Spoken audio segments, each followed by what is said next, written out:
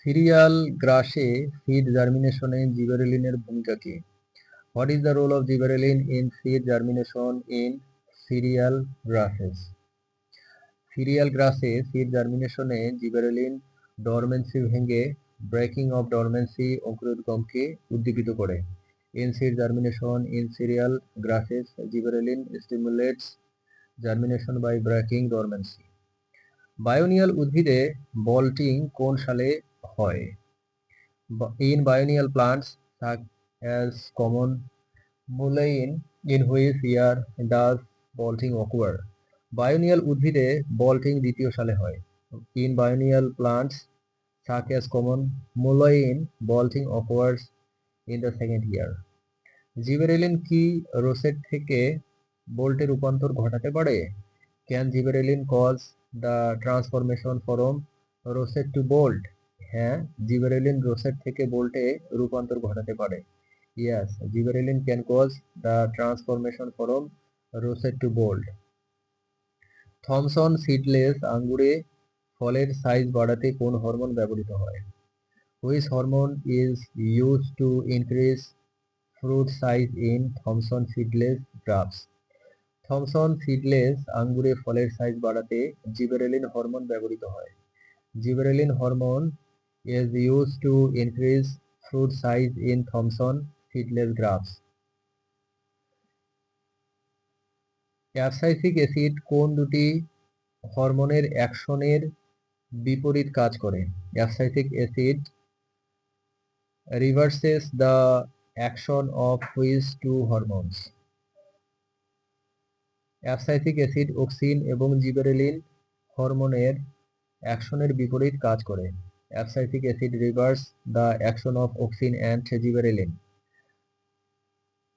সাইকোসেল এবং B9 কোন ধরনের synthetic growth inhibitor? What kind of synthetic growth inhibitors are cycocel and B9? Cycocel and B9 হলো synthetic abscisic acid type growth inhibitor. Cycocel and B9 are synthetic abscisic acid type growth inhibitors.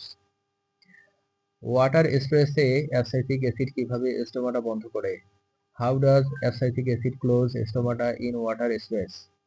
Water স্প্রেসে abscisic acid স্টোমাটার রক্ষীকোষগুলোর turgor চাপ কমিয়ে stomata বন্ধ করে।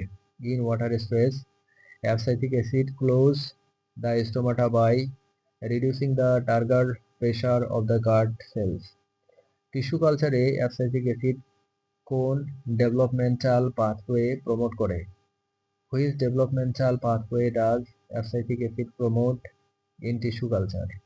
Tissue কালচারে abscisic acid somatic embryogenesis নামক ডেভেলপমেন্টাল পাথওয়ে প্রমোট করে। In tissue culture, abscisic acid promotes the developmental pathway called somatic embryogenesis.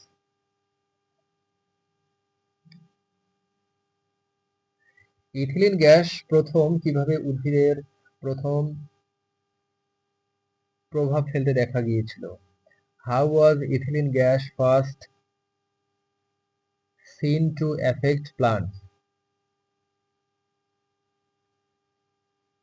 Ethylene gas প্রথম স্ট্রেট লাইটসের গ্যাস কম্বাশনের ফলে উদ্ভিদের পাতা ঝরে যাওয়া এবং কাণ্ডের বৃদ্ধি কমে যাওয়ার মাধ্যমে প্রভাব ফেলতে দেখা গিয়েছিল।